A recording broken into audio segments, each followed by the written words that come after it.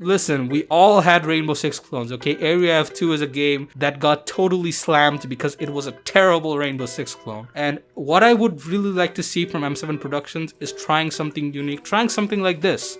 I don't know what the future holds. This is the first gameplay reveal. Of course, there's a lot of things that they need to be working on. But other than that, this is honestly pretty good. Play 0, our Vulcan build may not work. The movement is really clunky though. Oh god. They are defending it by realism. Okay, it's a very weird feeling. It's like camera recoil hoitese, gunner recoil hoitese. It's very weird. Field of view. Let's set that to 90 ho jay na, bro. What the fuck is that? Nah. What the fuck? Reload animation ta dekhi. Pistol. FOV এই জন্য I করে না। This is the reason. আমাদের টিমে মাত্র 4 জন। No. Road দিকে লাগছিল আমার কাছে। What the fuck? হিন্দি আছে। আই হিন্দি কি রে বাবা মরে না কে? মরে না কে? I'm not gonna demonetize it. Wait. What? We got fucking spawn fragged. What the fuck just happened? এই গেমে লেখা আছে anti spawn picnic এই game. Man, this is the fucking spawn point. আমি কই যামু? You know what? At this point I don't even care.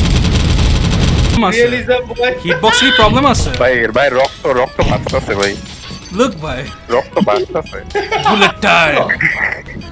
আমি আসলে বলতে দিছিলাম। এটা ম্যাট্রিক্সের রক্ত পুরো। না তাই বসে বানাইছে। The fuck? I am losing brain cells right now. I'm having so much trouble just opening a fucking door. খুলতেছে না কেন আমার দরজা? দুইবার চাপ দিতে হয়। একটাতে পিক দিতে পারবা, একটাতে দিতে পারবা। Realism boys. I am afraid. Fuck. I can't even find the stairs. এই ডানে হ্যাঁ। And I can't open a fucking door. It's opening inside. This is going to be a very different kind of review. Deimos Force presents Let's Talk Gaming, the show where we give you a rundown of the latest and greatest games on the market for your viewing pleasure. My name is MehdiTalks and I am very, very disappointed. You see, 0 Hour is a game that once meant a lot to me. I was very excited for this game since the moment it got announced. I supported the devs in their struggles, I've been active in the community, I even made videos praising the promotional material, multiple videos. It was an ambitious game.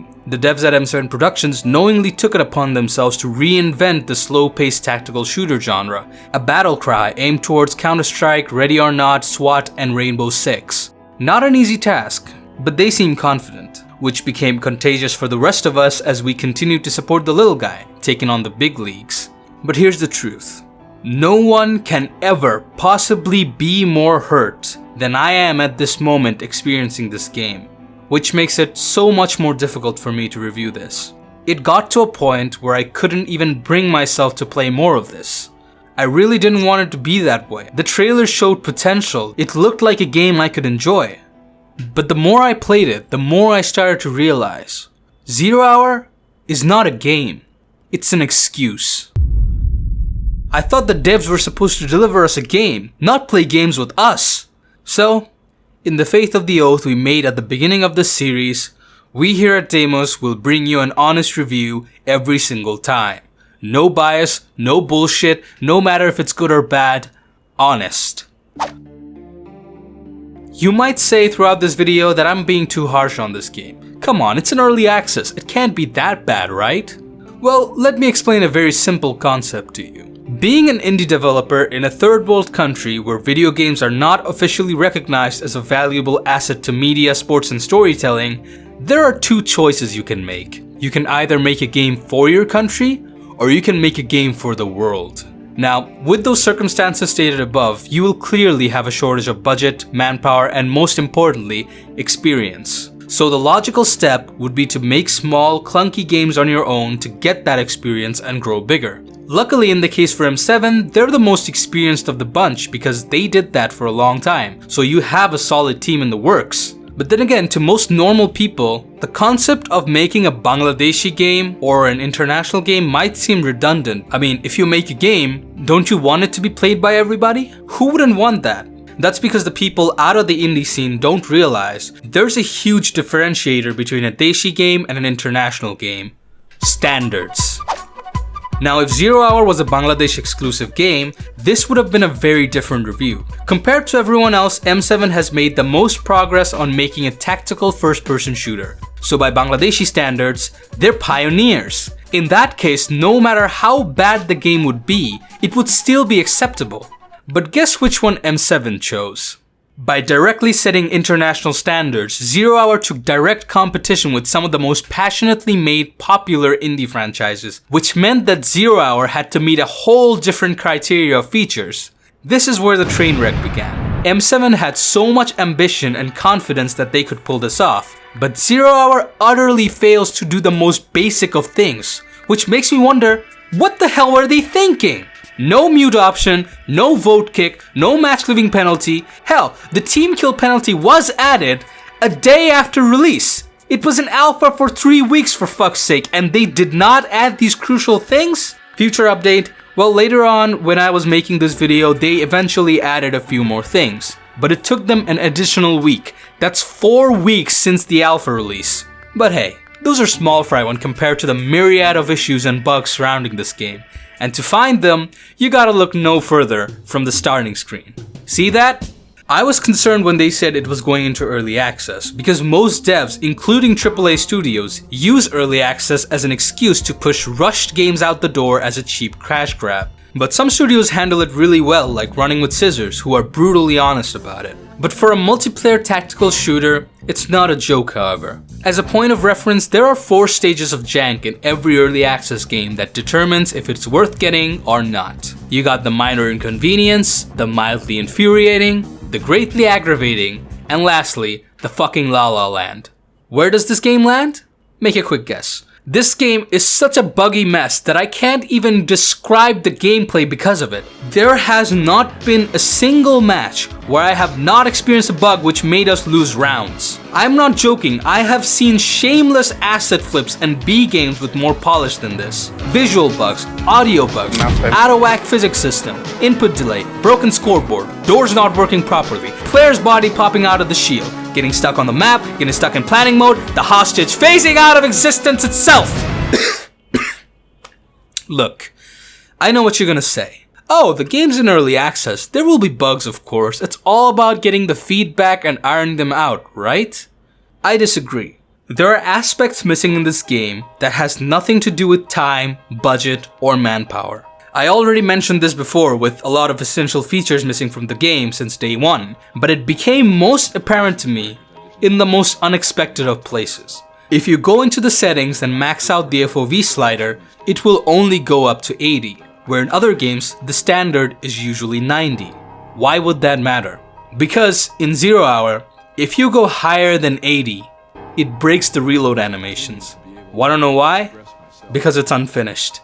There are parts of the map where the players roam around the most with exquisite detail, when in the other parts, the texture looks like mud and plastic.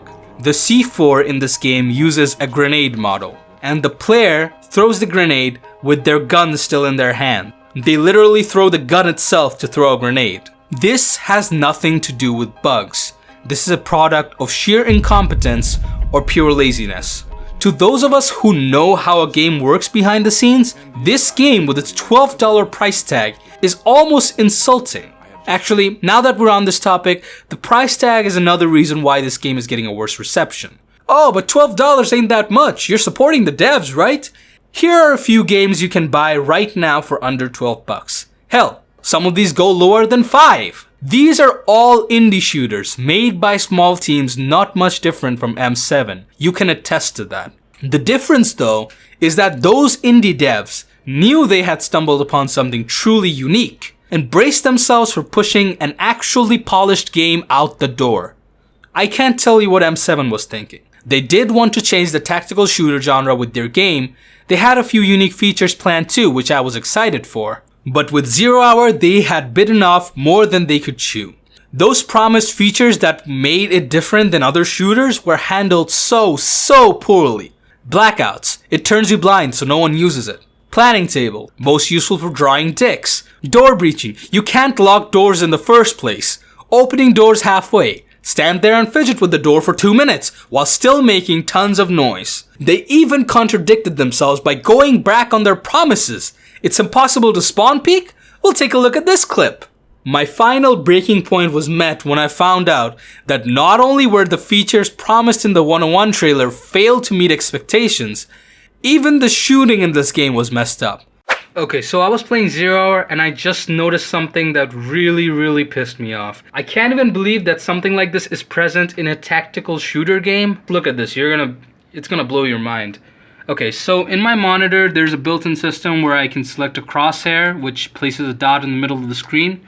This is smack dab right in the middle of the screen. Can you see it? Alright, but the problem arises when I try to ADS with my gun. Are you ready for this? The gun is never center. Look at this. The gun is never center. I'm not even running around right now. I mean, if I were to run around a little bit, you know, there's like this weapon sway thing that works. Just run around for a little bit. Let's see what happens. Even if I try to aim now, look at that. Just freaking look at that. I'm not even running around right now. I'm standing still. There's no sway, but it's still not centered.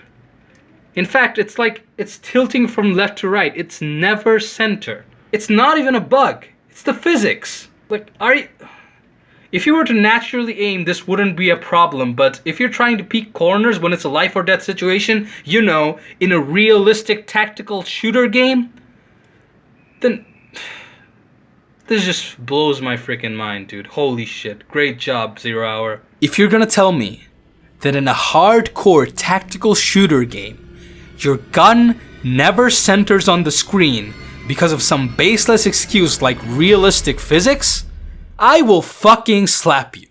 Now you might be wondering, well, if it's so bad like you say it is, then how does it have a mostly positive review on Steam? A lot of people ask that question too. Here's a negative review. Even for early access, this was released way too early and definitely needed to cook longer. The mechanics are sound, but god dang, everything else needs work. This is something I believe needed to be addressed before even releasing it into a playable early access title. Releasing this too early is going to kill this game, which is a shame because it really could have been something good.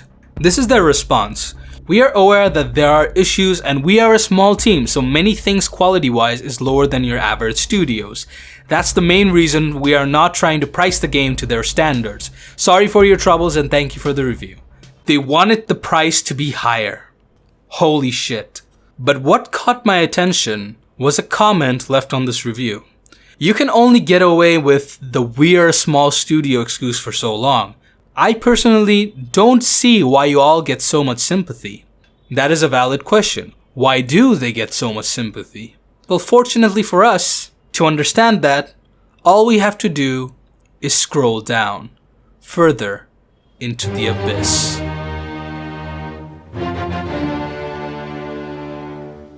Remember when I was talking about standards? Well, in the standard game, you can play one of two cards. Either you please the home crowd or the international crowd. M7 apparently did both while acting like Mr. Worldwide, which in the indie scene is an incredibly cheap thing to do. Why? There are indie developers out there with better games and better skills and better talent that don't have the luxury of an entire country to back them up, no matter if the game is great or it sucks. Yet for 0 Hour, the word Bangladeshi is always there. Not just because the maps are based here, it also draws the interest of people who will always support this dev because they are from Bangladesh. They even made it easier for Bangladeshi people to buy this game. But when you ask them about it, they play the international card. There are servers all over the world, 0 exclusive to Bangladesh. They actively reach out to foreign YouTubers and streamers with influence to spread the word. There are notably 2 content creators, Big Fry and Arctic Soldier 1, who the devs support a lot, even directly addressing them in the changelogs. Now, I want this to go on record, I have nothing against Big Fry or Arctic.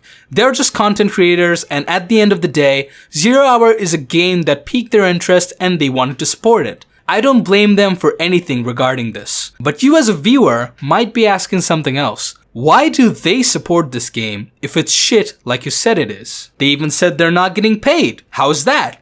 Well, I'll just let the video speak for it. My last video on this game, it's basically a tactical, team-oriented shooter that is being made by a Bangladeshi company named M7 Productions. It's coming out onto Steam. Initially, when I covered this game, they weren't going to early access. We had some conversations in DMs where I told them that I feel they should go to early access. They were kind of hesitant, but they opted to go to early access, which is fucking huge to me. They're sitting here watching it being played live, watching the criticisms being thrown out, being like, man, I wish we had like a hole in the wall here or like a balcony to climb up. Then they go and fucking change it the next day. Most of the time, it's within 3 or 4 hours after a live stream, they reach out and they're like, hey, all of these things that you said during the stream, we've fixed them. They have a long way to go. I know every time I get psyched for a project, I get comments saying, oh, well, hey, Big Fry, how much did they pay you? They haven't paid me shit. They gave me a bunch of keys to give away in live streams, and we've done that. It hasn't swayed my opinion of it. I think the game is actually pretty solid, especially... Did you catch that? Here are screenshots of M7 sucking up to these people, the moderately sized content creators, not the myriad of negative reviews and criticism. M7 seems to shrug away all the negative reviews. In some responses, it looks like they don't even care. But this coddling done by the developers, which is, to me, obscene, is frankly incredibly disingenuous. I do not support it one bit, but that's why these content creators keep playing this game, because whatever they say, the devs follow their every word. M7 directly addresses whatever these guys say, and that's one of the reasons why they're sticking with Zero Hour. I know after this video I'll probably seem like an asshole, because I can't seem to give these guys a break. They need time to fix this, and they're even releasing daily patches. They obviously need support, right? But here's the thing. I won't support M7 just because they're from my own country, and if you let me explain this point to you, you will understand why I'm right. They deliberately wanted to show an international standard, so I myself, as a reviewer, can only judge it by that standard. And judging by that standard that they themselves deliberately put on themselves, I will only support them when they release good games. They release a polished game. They release a game that's actually fun to play without the stupid bugs that are plaguing it. And honestly, with Zero Hour, M7 has bit off more than they can chew. The game is not up to international standards like they wanted it to be. And the truth is, there's no number of patches, bug fixes, or updates that can save this game. Sure, with enough updates they can make a barely playable game into a playable one. But the scale Zero Hour is going for will never be achieved unless the game itself is fixed from the ground up.